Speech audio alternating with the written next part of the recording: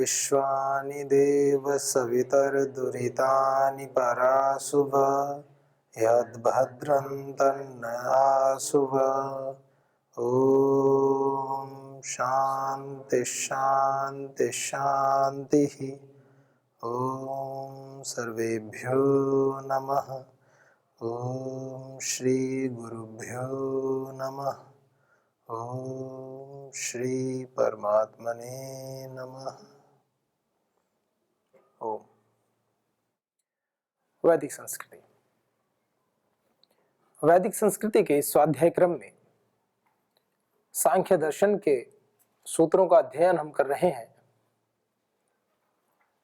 महर्षि कपिल ने कुछ विषयों का प्रतिपादन किया है। उसमें आत्मा के विषय में बहुत ही सुंदर चर्चा चल रही है कि क्या यह बंधन में पड़ती है, क्योंकि आत्मा के स्वरूप के विषय में, जिसको चेतन शक्ति के रूप में भी कहा जाता है, तो जो चेतन पुरुष है, जो चेतनता, जो सजीवता, जिसके कारण से हम सभी क्रियाएं करते हैं, इच्छानुसार करते हैं। चेतन का धर्म क्या है? इच्छा करता है, सुख दुख अनुभव करता है, ये लक्षण होते हैं। अब जैसे लकड़ी को कहें कि इसको क्या सुख है, कोई दुख, इसको सुख दुख की कोई अनुभूति नहीं है इस लकड़ी को, क्योंकि ये जड़ है, इसलिए इसको, इसकी श्रेणी क्या रखी गई है? जड़। लेकिन चेतन की तो इच्छा भी होती है, इसकी अपनी कोई इच्छा नहीं, इस पर पेंट करो ना करो, इसकी कोई इच्छा नहीं है। चेतन तो इच्छा करता है। हम सब प्राणी हैं, सुख की इच्छा करते हैं। पशु हैं, सुख की इच्छा तो सभी करते हैं।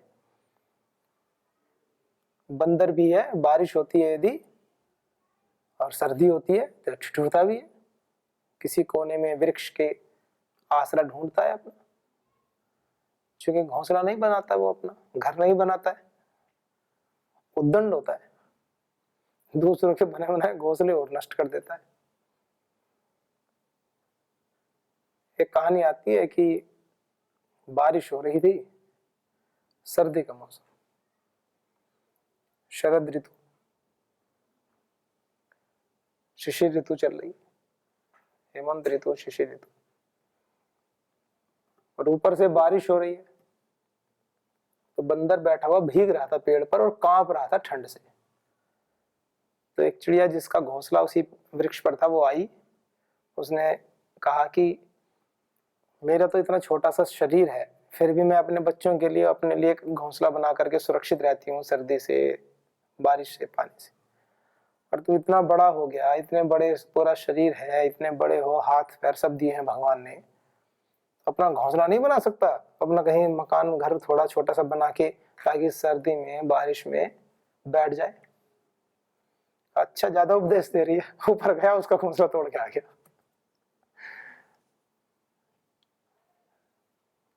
कहने की बात यह है, ये तो एक उदाहरण ऐसे दे दिया मैंने, इसका इस प्रसंग से बहुत ज्यादा विजय नहीं। मतलब चेतन की बात बता रहा हूं मुख्य रूप से, चाहे पशु हो चाहे मनुष्य हो, चेतन में तो इच्छाएं होती हैं, सुख चाहता है। तो उस चेतन के ऊपर प्रश्न है कि क्या वो चेतन बंधन में पड़ता है? वो जो चेतन शक्ति है, जिसको पुरुष कहा है, कहीं पर पुरुष का तात्पर्य आत्मा से लेते हैं, कहीं पर पुरुष का तात्पर्य परमात्मा से लेते हैं। सांख्य में जिस चेतन की बात कही गई है, वो पुरुष को और परमात्मा को चेतन शब्द से द्योतित कर रहे हैं। वो प्रसंग के अनुसार, जहां पर आवश्यकता होगी प्रसंग होगा, तो वहां पुरुष से आत्मा का वर्णन होगा। जहां पर उस सर्वशक्तिमान परमात्मा की व्यापक सत्ता का वर्णन होगा, तो वहां पर पुरुष का तात्पर्य परमपिता परमात्मा से। तो उसमें प्रसंग था कि क्या वो बंधन कैसे कैसे बनता है, काल से बनता है, क्या देश से बनता है? तो उन्होंने कहा कि देश से या काल से तो बंधन उसका नहीं है, नहीं तो वो मोक्ष अवस्था में भी उसके बंधन का प्रसंग आएगा, फिर तो मुक्ति की अवस्था हो ही नहीं पाएगी कभी। तो कहा कि चलो इनसे तो नहीं बंधता, लेकिन देह में तो बंध जाता है। तो न अवस्था तो देह धर्मत्वात् तस्याह, ऐसे कहा, उसका भी निषेध कर दिया, ना को बाद में ले लेंगे। तो सूत्र कैसे बना? अवस्थातः, अवस्था से तो देह धर्मत्वात्, देह का धर्म होने से, तो अवस्था जो है देह की अवस्थाएं होती है, तो तस्या तो उसका तो जो है ना, उस अवस्था से, तस्य अवस्थाया, उस अवस्था से तो उसको बंधन होना चाहिए। तो अवस्था से तो आत्मा का बंधन नहीं। न न अवस्था तो देह धर्मात्मा से, ऐसे बोल दिया। कैसी अवस्था? अवस्था तो कई प्रकार की है। बाल्यकाल है, युवावस्था है, वृद्धावस्था है, जागृत है, स्वप्न है, सुषुप्ति है, कितनी अवस्थाएं। व्यक्ति स्थूल होता है, मोटा है, दुबला है, कृशकाय है, ऐसे सब देह के धर्म है ना, ये बताना चाह रहे हैं। जागृत सुषुप्ति भी देह की तो धर्म है, जाग रहे हैं तो जागृत अवस्था। सो गए, दो अवस्थाएं होती है, एक स्वप्न अवस्था होती है और एक गाढ़ निद्रा की। जो गाढ़ निद्रा की अवस्था होती है उसी को सुषुप्ति अवस्था भी कहते हैं। और एक विषय आप लोगों को पता होना चाहिए सभी को, कि हम उस समय जब हम गाढ़ निद्रा की अवस्था में होते हैं तो हम उस परम पिता परमात्मा के आनंद में होते हैं। नहीं तो व्यक्ति पागल हो जाए यदि उसको नित्य प्रति परमात्मा का सुख ना मिले ना, तो मनुष्य पागल हो जाए। एनर्जाइज होने के लिए आप कितना भी पुरुषार्थ कर लो, कितना भी परिश्रम कर लो, आप कितना भी जी तोड़, लेकिन गाढ़ निद्रा में सोने के पश्चात जब आंखें खुलती हैं तो एकदम फ्रेश, तरोताजा महसूस करते हैं। ऐसा क्या किया आपने रात्रि को सोते समय? आपने ऐसा क्या किया? बस 5-6 घंटे लेट गए ना, तो आप आंखें खोल करके लेट के देख लो।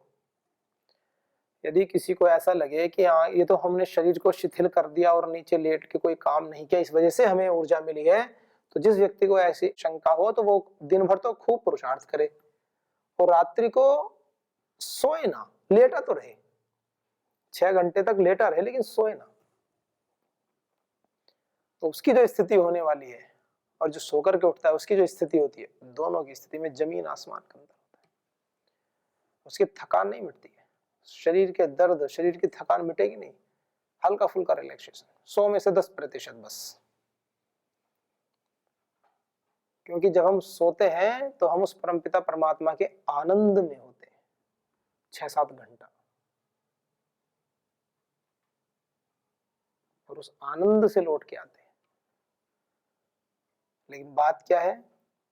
बात यह है कि वो जो निद्रा की अवस्था है वो हम जानबूझकर हमें नहीं आ पाती।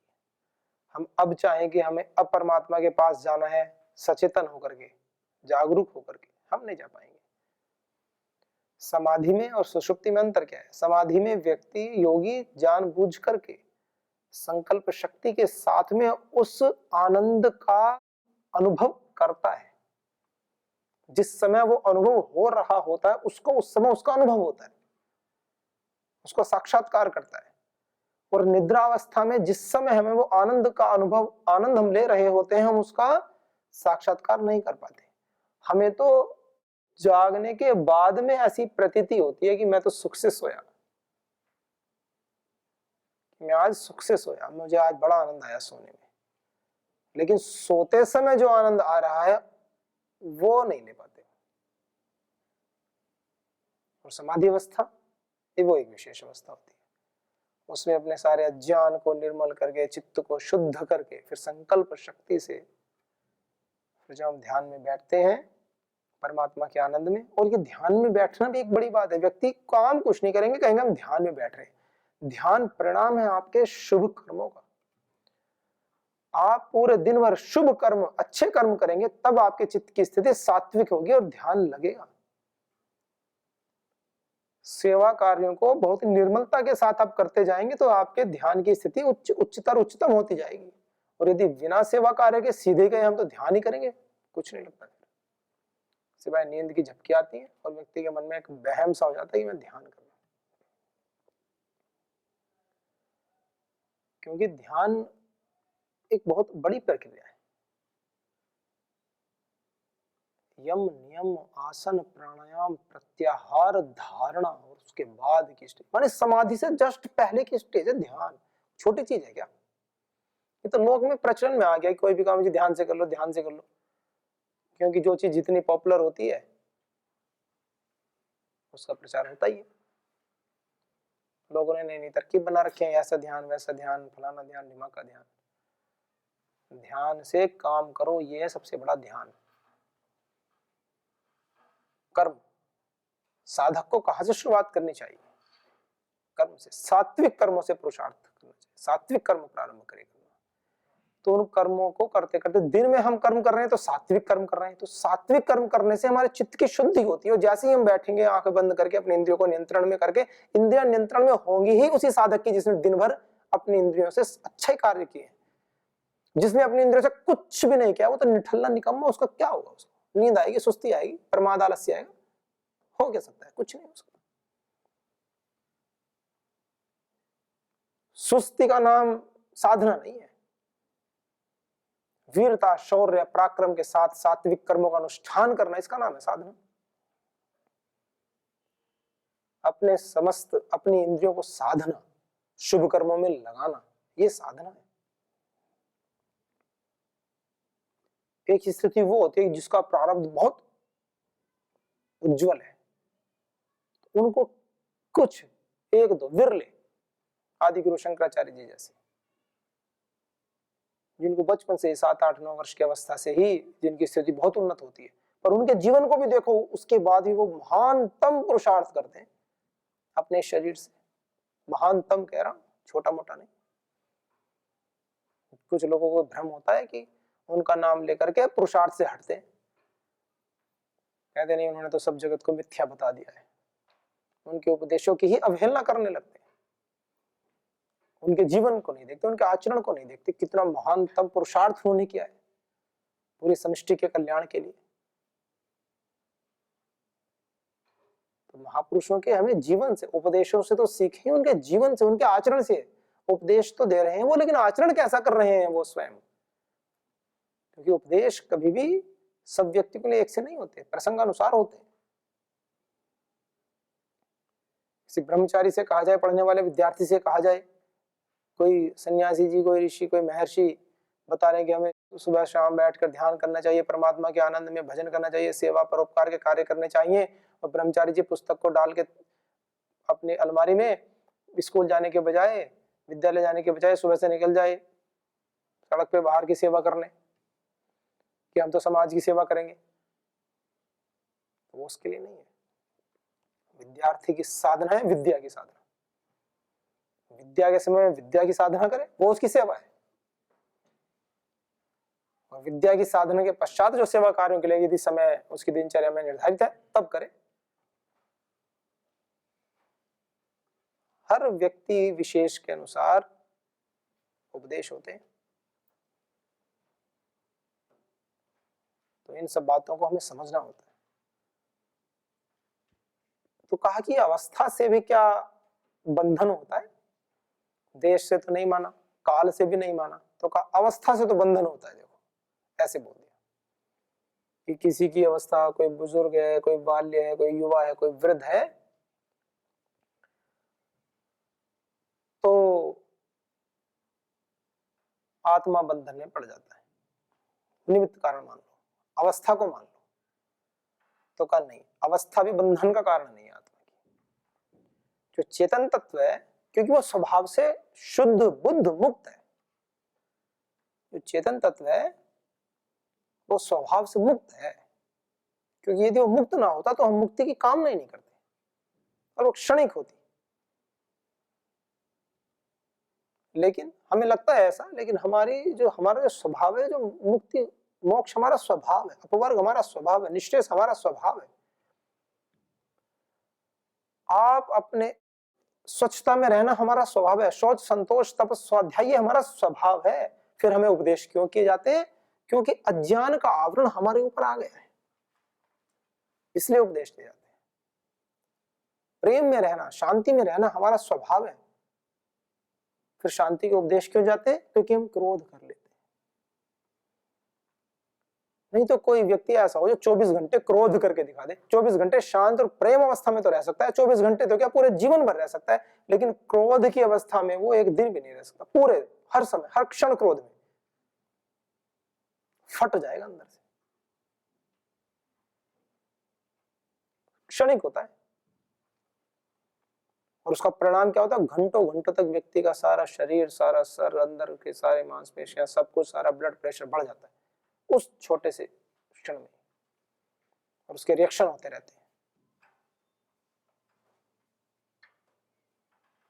ऐसे ही स्वच्छता हमारा स्वभाव। आप कितने, आप नहाए ना, कुछ भी हो जाए, गंदगी रख लो, आप 1 दिन 2 दिन 3 दिन 4 दिन 5 दिन आप पक जाओगे। आप सब कुछ छोड़ करके कक्ष भी साफ करोगे, स्वयं को भी साफ करोगे, वस्त्र भी साफ करोगे।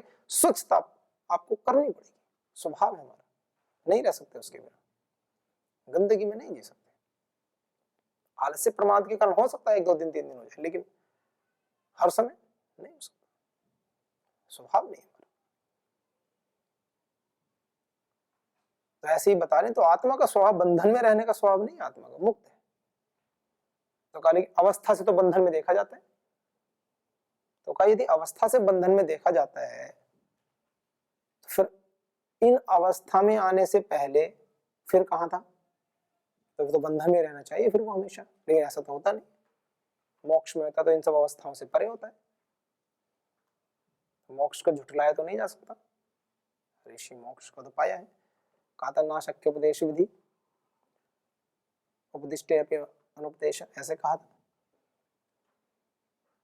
कि जो कभी हो नहीं सकता उसका उपदेश शास्त्रों में नहीं किया जाता। और शास्त्रों में मोक्ष की बात कही है, केवल सांख्य शास्त्र में नहीं, सांख्य दर्शन में नहीं, न्याय दर्शन में कहा है, हर दर्शन में कहा है। दुख जन्म प्रवृत्ति दोष मिथ्या ज्ञान नाम उत्तरोत्तरा पाए तदंतरा पायाद अपवर्ग। अपवर्ग बोलो, मोक्ष बोलो, होती है। ये तो अभ्युदय निश्चय सिद्धि से धर्म, निश्चय की बात कही गई। धर्म की परिभाषा में बताया है कि अभ्युदय और निश्चय दोनों से ही धर्म होता है। शास्त्रों को जब हम समाहित होकर के समन्वय के साथ समग्रता से पढ़ते हैं तो संशय दूर हो जाते हैं। अभ्युदय और निश्चय दोनों साथ में, अकेले नहीं। बिना पुरुषार्थ के निश्चय सिद्ध हो जाए संभव ही नहीं है। श्रेय मार्ग प्रेम मार्ग कभी हो ही नहीं सकता ऐसे कि हम एक ही मार्ग पर अकेले बढ़ते चले जाएं। माने हमें पुरुषार्थ सात्विक कर्म तो करने ही होंगे अगर इस पथ पर उन्नति चाहते हैं तो। ये तो आत्म संतुष्टि के लिए करते रहें कुछ भी, अपने आप स्वयं संतुष्ट होते रहें, उसका होना जाना कुछ नहीं। कोई नाव बांध रखी, खोटे से चप्पू चलाते रहो, एक जगह खड़ी रहेगी नाव। आपके मन में ऐसा भाव आता रहेगा, देखो हम चप्पू चला रहे हैं और नाव चल रही है। वो है ना कहानी, एक व्यक्ति बैठ गया नाव में, पार जाना था उसको शाम के समय नाव में बैठा और बस लगा चप्पू चलाने। पूरी रात भर हो गई चप्पू चलाते चलाते पानी में। सुबह उठ के देखा तो आगे विशाल नदी बह रही है, पीछे देखा तो नाव जाती वहीं की वहीं है। क्यों? खूंटा नहीं खुला। नाव बांध कर खूंटे से बांध देते हैं ना, कभी नाव लहरों में बाहर न बह न जाए।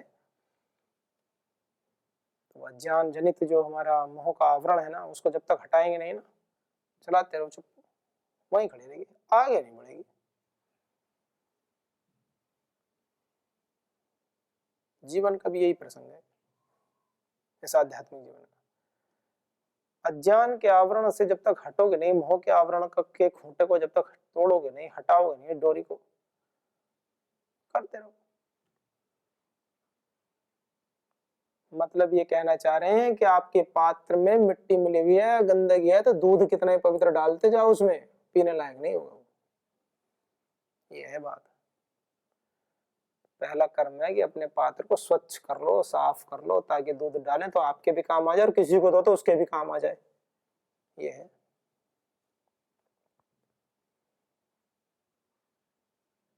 एक साधक था, भगवान का बड़ा उपासक, लेकिन अपने दोषों को दूर नहीं करता था। छोटे मोटे दोष होते रहते, गलतियां करते रहते, जागरूकता से उनको ना स्वीकार करता ना उनको दूर करता। कई बार समझाया, बात के मानते नहीं। तो एक बूढ़ी माँ थी, उन्होंने एक सोचा कि बच्चा तो ठीक है, इसको कैसे सुधारा जाए। तो उन्होंने उससे कहा कि एक काम करना बेटा, कि 2 4 दिन घर पे हमारे कोई नहीं है, मैं बुजुर्ग हूं, तो दूध ले आना कहीं से, जहां से वो दूध लाती थी, कि आप वहां से दूध लाकर मेरे घर दे दिया करो। तो वो क्या करता था, वो रोज जाकर साधक वहां से दूध लाता और बूढ़ी माँ के यहाँ देने जाता।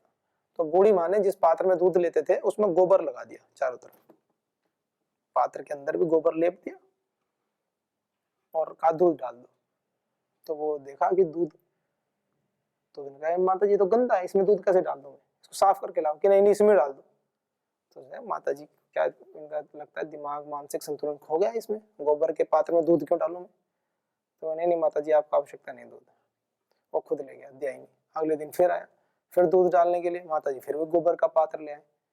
2 दिन 3 दिन 4 दिन वो दुखी हो गया। उसने कहा माता जी मैं दूध लाते हुए पात्र साफ क्यों नहीं करती हो आप। वही तो मैं कह रही हूँ, तो ये साफ क्यों नहीं करता है गंदगी जो इतने दिनों से तुमने लगा रखी है, ये अहंकार, ये उल्टे सीधे आचरण क्यों नहीं छोड़ता है। जब तू मुझे दूध देने को तैयार नहीं तो भगवान कैसे तेरे, भगवान की प्राप्ति होगी कैसे, तेरे साधना मार्ग में उन्नति होगी कैसे। जब लौकिक स्थिति में आप मुझे दूध भी नहीं दे सकते गंदे पात्र में, तो भगवान इस गंदे है जिसमें अज्ञान, अहंकार, इतना लोभ, इतना मोह, इतना सब कुछ भर रखा है, इतने दोष से युक्त आचरण कर रखा है, तो इसमें कैसे प्रतिष्ठित होंगे प्रभु आकर के। वो तो स्वच्छ निर्मल स्वच्छता में होते हैं ना, कितनी स्वच्छता रखते हैं। जो भी मंदिर आदि होते हैं, कुछ होते हैं भगवान को, जहाँ पर भगवान की मूर्तियां रखते हैं, जो भी एक वो प्रसंग अलग है, मूर्तियां होनी चाहिए नहीं होनी चाहिए, पूजा करनी चाहिए नहीं करनी चाहिए, सैद्धांतिक पक्ष तो ये है कि नहीं करनी चाहिए। पर सफाई कितनी करते हैं, कितने शुद्ध भाव से, पवित्रता से। संध्या उपासना करते हैं, शुद्ध होकर के, हाथ पैर धो करके अच्छे से साफ सुथरे होकर के, मन की स्थिति को शांत करके, सभी क्लेशों को, द्वेषों को, आवेगों को हटा करके, शांत चित्त होकर के उस परमपिता परमात्मा के आनंद को अनुभव करने के लिए प्रयास करते हैं, उसके गुणों को, उसकी महिमा को अनुभव करने का प्रयास करते हैं। हे प्रभु हम तेरी गोद में बैठे, अपने स्वरूप का दर्शन हमें दो।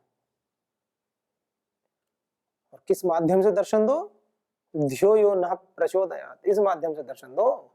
आकर के हमारी आंखों के आगे खड़े मत हो जाओ कि भगवान तो तुम हो निर्लेप नारायण, कहाँ चंदन लगाऊं मैं। भगवान तो बिना शरीर वाले हैं, निर्लेप, उनका कोई शरीर नहीं है। भुजाएं हैं न गर्दन है, न सीना है, न पेशानी, तुम हो निर्लेप नारायण, कहाँ चंदन लगाऊं मैं। ऐसे जब भगवान ऐसे हैं, निर्विकार हैं, सर्वाधार हैं, तो कैसे प्रकट होंगे। तो प्रकट होते हैं वो आपके हृदय में प्रकट होते हैं।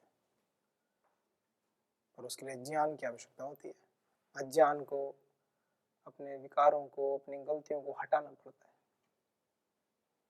जो दोष आपको दिखाई दे रहे हैं अपने अंदर, उनको हटाना पड़ेगा। और ये आंतरिक साधना ना एकाकी साधना होती है। सामूहिकता में जीने का प्रयास करें और अपने दोषों को हटाते जाएं। सामूहिकता में जीने का सबसे बड़ा लाभ ये होता है कि हमें हमारे दोषों का पता चलना शुरू हो जाता है। एक व्यक्ति जंगल में रह रहा है कुटिया बना के बाहर, उसे यही नहीं पता मेरे अंदर दोष क्या है, किसी से कोई व्यवहार नहीं, कुछ नहीं है, पता ही नहीं चलेगा। जैसे एक ही व्यक्ति हो किसी कक्षा में, वही प्रथम है, वही द्वितीय है, वही तृतीय है, वही है। किसी कक्षा में केवल एक ही विद्यार्थी है, तो कैसे आकलन करोगे कि एक कक्षा में प्रथम कौन है।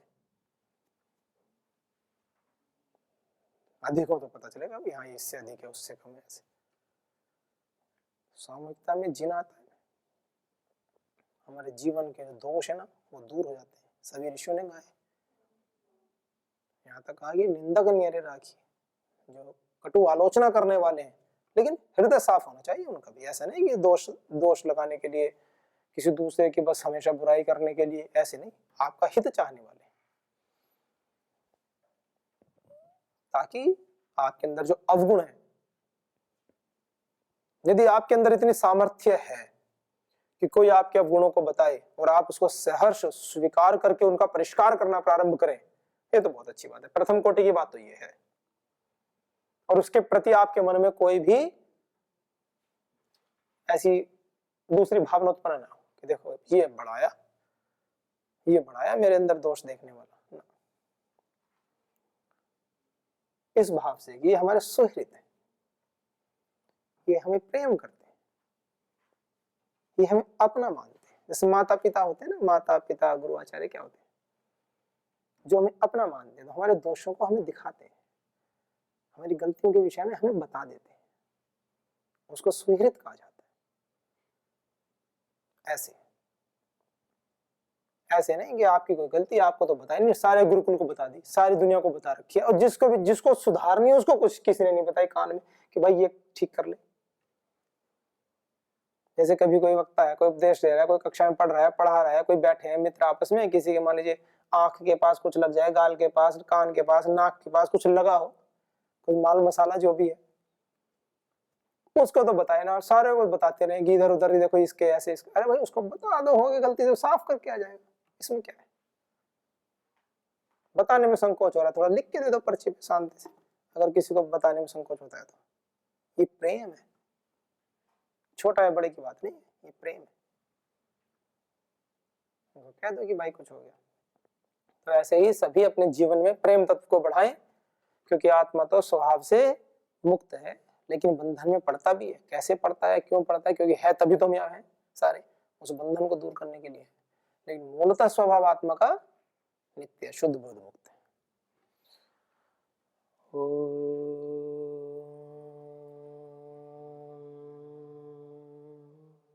शांति शांति शांति। ओम सर्वेभ्यो नमः। श्री गुरुभ्यो नमः। श्री परम ऋषिभ्यो नमः। ओम।